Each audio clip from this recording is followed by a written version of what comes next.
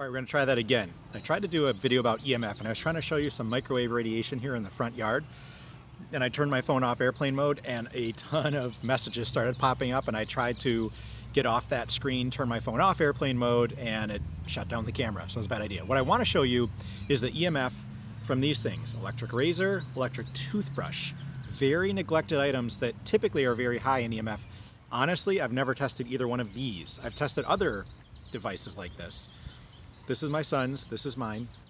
They're not used often, but they're a hidden source of high sources of EMF, almost always. There's actually one more source that's even higher for electric field, and that would be your plug-in alarm clock that you keep next to your bed.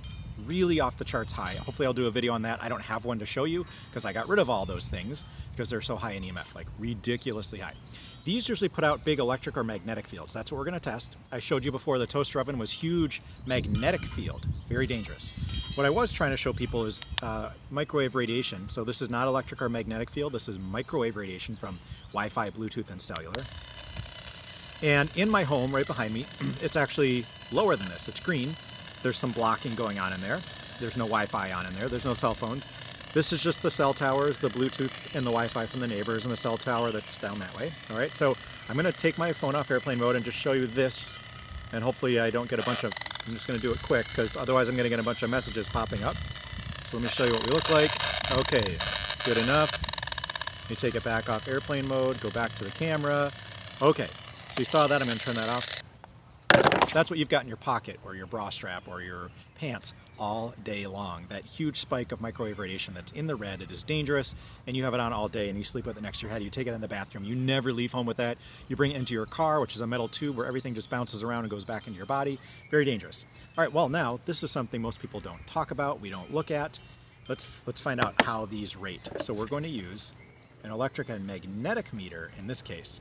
Now, ideal for this to be grounded. I'm not going to ground it for this, and I found that it doesn't always make a difference. Sometimes it does, but not usually.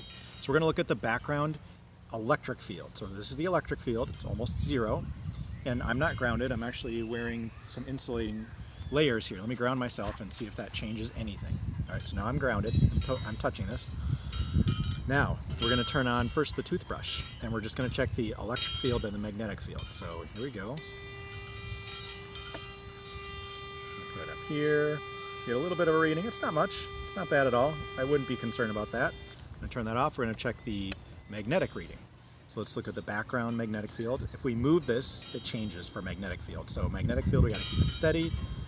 So we're looking at 70 to 100. Now we're down to 60, and that's in nanotesla. All right, so let's get that to settle down.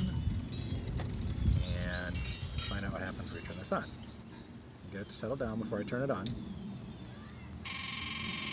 Whoa, look at that. Holy cow.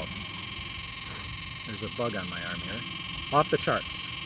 So high magnetic field, it's not even reading it. Okay, let's watch that go up and then off the charts. Okay, so my son's using this every day. Probably not a great idea. It's only used for 2 minutes twice a day. But, wow, that was really high. All right, let's let it go back to normal. And let's check electric and magnetic for this guy, which I probably use once a month. All right, let's see here. Wait till it settles down. Then I'll turn it on. Lower than the toothbrush, still really high, but way lower than the toothbrush. You want this down to like 70 or below on this particular reading. Let's go to electric field. Let's let that settle down for a sec. Should go to about 0. Again, not bad. So I'm not concerned about the electric field for any of these, but the magnetic field on this is not great. But holy cow, the magnetic field on this, off the charts high. It's right in your brain.